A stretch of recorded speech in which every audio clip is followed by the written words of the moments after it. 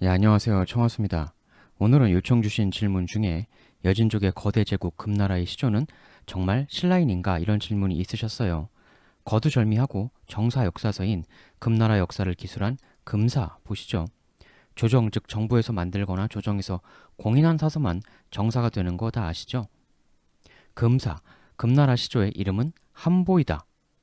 이렇게 나오는데 이 다음에 바로 묵직한 문장이 나옵니다.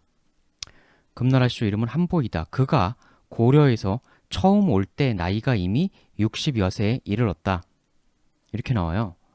금나라의 시조 한보라는 사람은 고려에서 온 사람이다. 이겁니다. 공식적으로 정사 사서에 이렇게 기재가 되어 있는 것입니다. 즉 금나라 시조가 고려에서 온 사람이라는 건 오피셜이다. 공식적으로 맞는 이야기다. 이겁니다. 다음 보시죠. 이 한보 형이 아고네라는 사람이 있었는데 아고네는 불교를 크게 신봉하여 고려에 남아 따라오지 않았다. 형제 중에 형은 고려에 남고 동생 한보만 위로 올라갔다는 거죠. 형 아고네는 이렇게 말했다. 나는 여기 고려를 떠날 수 없다. 우리 후세의 자손들이 능력이 있다면 반드시 서로 만나게 될 것이다. 이리하여 형은 남고 오직 동생 보활리만이 시조 한보와 행동을 함께 하였다. 삼형제였던 듯해요. 아고네, 한보, 보활리 순서로. 이렇게 해서 북쪽으로 올라온 한보와 보활리, 다시 금사. 나중에 호신문이 갈소관을 거느리고 금태조에게 귀부하였는데 여기서 말하는 이 태조는 나중에 금나라를 실질적으로 건국한 그 유명한 아골타를 이야기하는 거죠.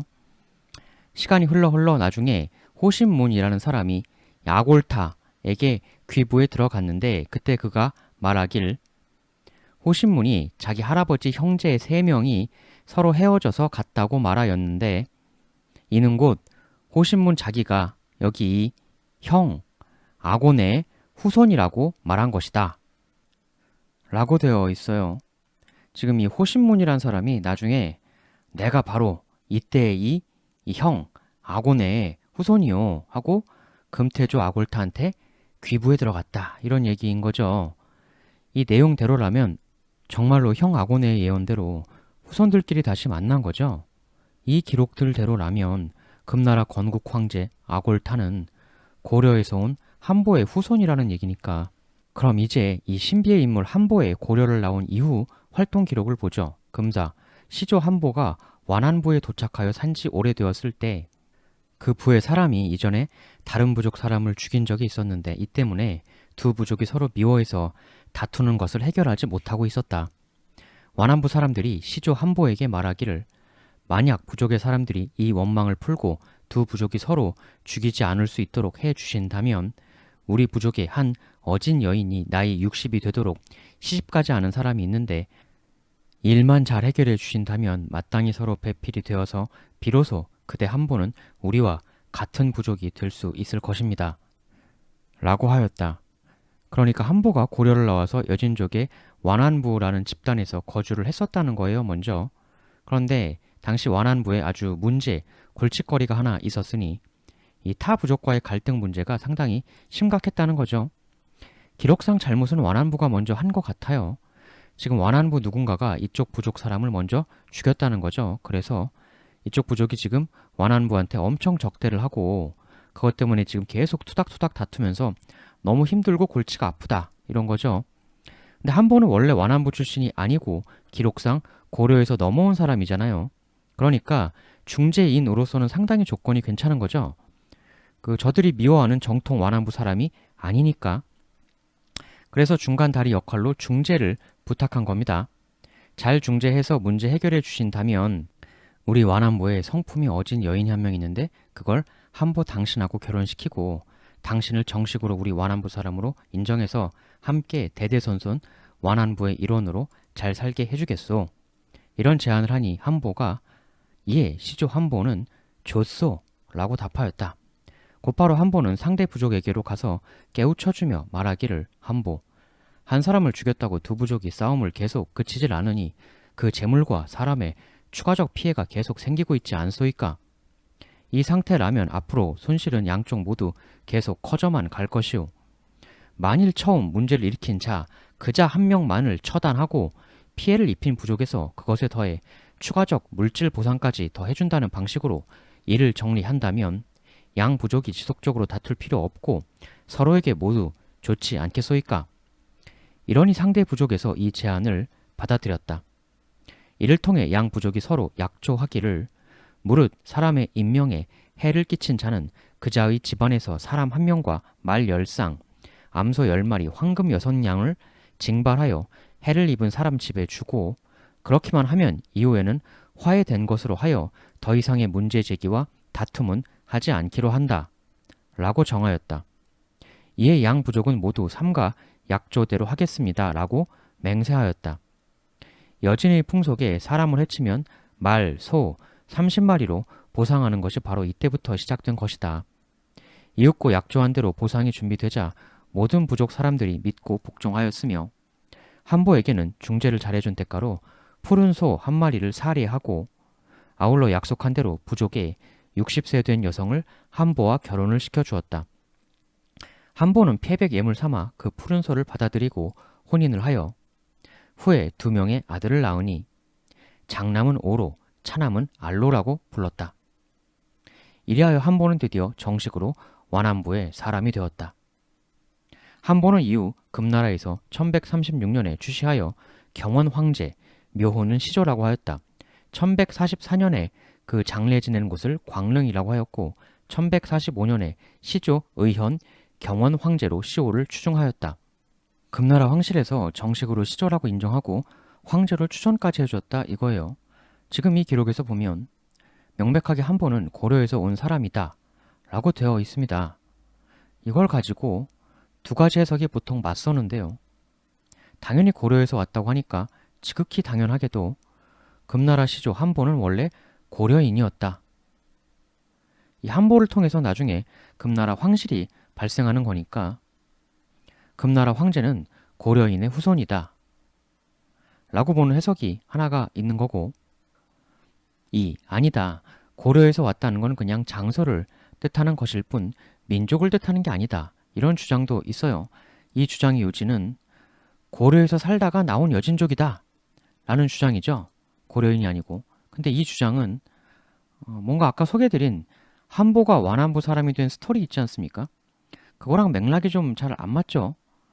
그 원래 여진족이었는데 거주지가 고려였을 뿐이다 라고 볼만한 기록이 전혀 없잖아요. 그냥 덩그러니 고려에서 왔다 이렇게만 써 있으니까 고려에서 살던 여진족이었다라고 볼 수 있는 근거가 없어요.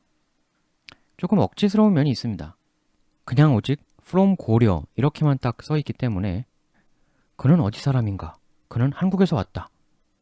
딱 이 문장만 놓고 보면 이 사람은 한국인이겠죠? 성막기문이라는 기록에 보면 한보가 고려인이 아니고 신라인이라는 내용이 또 나와요. 이 남송 사람이 금나라에 잡혀 살던 기간에 기록을 남긴 건데요. 성막기문, 여진의 주장은 곧 신라인인데 완한씨라 호칭하였다. 완한은 한어로 왕과 같다. 여진은 그가 이를 매사 능숙하게 처리함으로써 후에 수령 잔리를 양보함으로써 그를 따랐다. 이건 아예 신라인, 신라 사람이라고 되어 있습니다. 신라에서 왔다도 아니고 아예 신라인이다, 신라 사람이다 라는 얘기죠. 사실 신라인이었다는 기록은 또 있습니다. 삼조 북맹회편이라고 송나라 때 편찬된 그 송나라와 금나라 사이에 있었던 일들을 쭉 편년체로 엮은 책이 있어요. 삼조 북맹회편 실록기에서 말하길 여진의 시조 긍포는 신라로부터 도망나와 아초코에 이르렀는데 돌아갈 곳이 없었다. 지금 여기서는 그 이름이 한보가 아니라 긍포라고 나와 있습니다. 그 금사에 나온 그 한보하고 같은 사람을 지칭하는 거죠. 하여 마침내 완환부에 의지하니 이로 인하여 시족으로 삼았다. 60이 되도록 혼인을 하지 못하였는데 이때 당시는 강한 자가 약한 자를 쉽게 능멸하곤 했고 그것을 제어할 제도도 전혀 없던 시기였다. 이에 긍포는 나무를 쪼개어 문서와 같이 계약을 이뤄냈다. 사람들로 하여금 빚을 내게 하여 그 이자를 늘리게 하였으며 근면하게 땅에 종자를 뿌려 마침내 큰 부자가 되었다. 도둑이 닭, 개, 돼지, 말을 훔치다 걸리면 쇠고랑을 채워 형틀에 묶고 버드나무 가지로 매질을 했으며 훔친 값의 7배로 배상하게 하였으니 그 과단한 시행함이 사사롭지가 않았다. 이런 이유로 금방 모두가 그에게 복종하며 신명이라고 호칭하였다.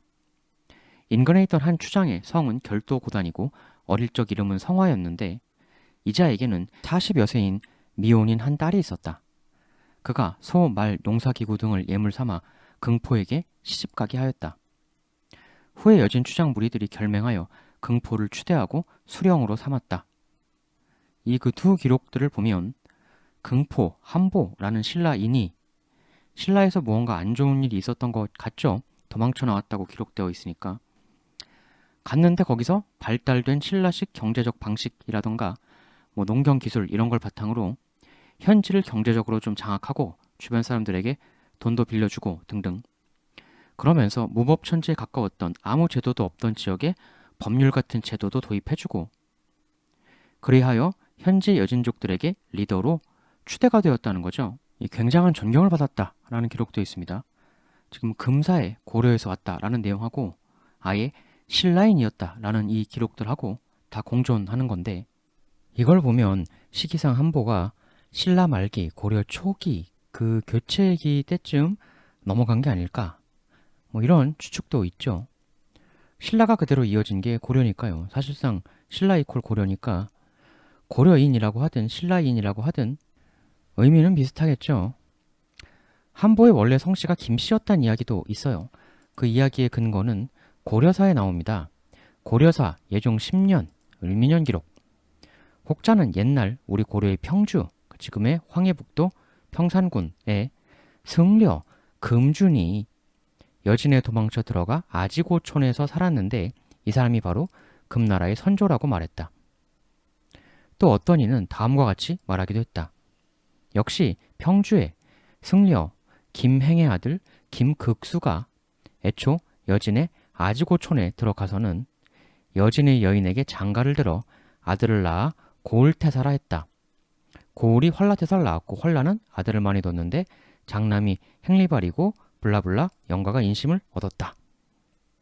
영가가 죽자 블라블라 블라블라에서 오야소가 죽자 그 동생인 아굴타 금태조가 그 자리에 올랐다. 이런 기록이 나옵니다. 고려사에서는 지금 그 한보에 고려에서 살 때의 실제 이름이 금준 혹은 김극수였다고 이야기하고 있어요. 다만 기록의 그 출처가 혹자가 그러더라 라는 것이긴 하지만 일단 고려사에 따르면 한보의 성은 금씨 혹은 김씨라는 건데요. 다만 그렇다고 김한보가 원래 본명이란 얘기는 아니죠. 금준 혹은 김극수였다. 고려사에 또 이런 얘기도 나와요. 예종 4년자 기록. 경자일 왕이 선정전 난문에서 여진족 사신 요불과 사연 등 6명을 접견하고 입조한 연유를 묻자 그 요불 등이 다음과 같이 애걸했다. 요불 여진 사신. 옛날 우리 여진의 태사인 영가가 일찍이 우리 조상도 큰 나라인 고려 출신이니 자손 대대까지 귀부하는 것이 도리에 맞는 일이다라고 말한 바 있습니다. 현재 태사를 맡고 있는 오화속도 역시 고려를 부모의 나라로 삼고 있습니다. 중략, 만약 구성을 되돌려 주셔서 저희 여진들로 하여금 안정된 생업을 누릴 수 있게 해주신다면 하늘의 맹세코 자손대대로 조공을 정성껏 바칠 것이며 감히 기와 조각 하나라도 귀국 고려의 영토에 던지지 않겠나이다. 이렇게 말했다는 기록이 고려사에 또 보이기도 합니다.